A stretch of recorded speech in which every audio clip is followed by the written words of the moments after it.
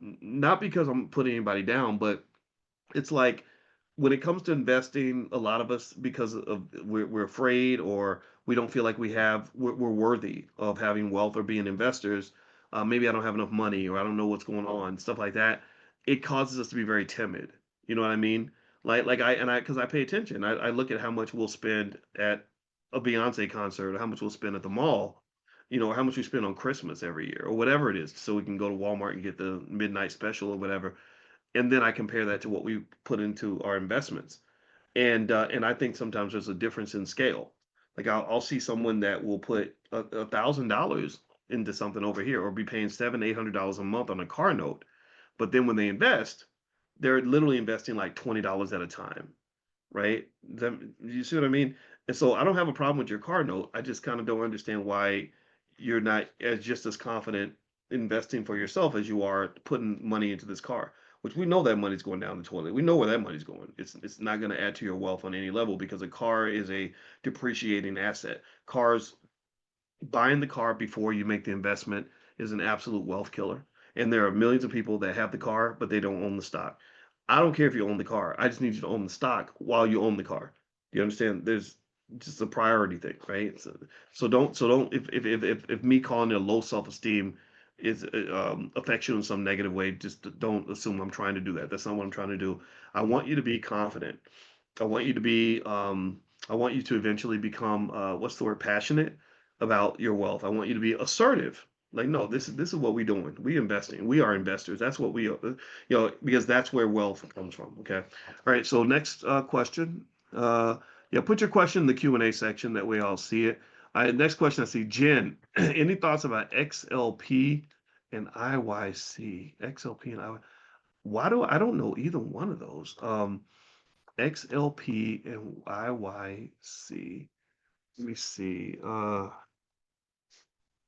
I can tell you what I think. XLP, isn't that a crypto or something? Or maybe I'm getting it wrong. I don't know why I keep feeling like XLP is a crypto. I know, or maybe an ETF or something, like an energy ETF or something. Um, all right, let me see here. Okay. XLP, yeah, okay, yeah, consumer staples select sector ETF. Um, okay, that's dropped. Oh my gosh, it's down quite a lot. I think XLP though is based on consumer staples. So that's kind of a boring place to put money, but it tends to do okay long term. It would probably hold up quite well during a recession, but my interpretation of XLP is it's a more conservative investment. And one thing I'm noticing about it is that it doesn't look like it did very well during this year, which was a really strong year. Um, now IYC has done better. The last 6 months is now that's interesting. So XLP has lost money in the last 6 months. IYC has made money in the last. That's so crazy. So let's see. XLP tracks consumer staple sector, companies that sell food, household goods, personal care, etc. Um, Okay, and the IYC tracks consumer discretionary. Okay, companies selling non-essentials like retail, entertainment. Okay, I get it now. Okay, so IYC focuses on the stuff that's not essential, like people wasting money on entertainment, retail, spending, cars, travel, etc. And apparently, people have done a lot of that this year, which isn't a surprise because the stock market's been doing so well. The consumer staples sector would probably be one of those.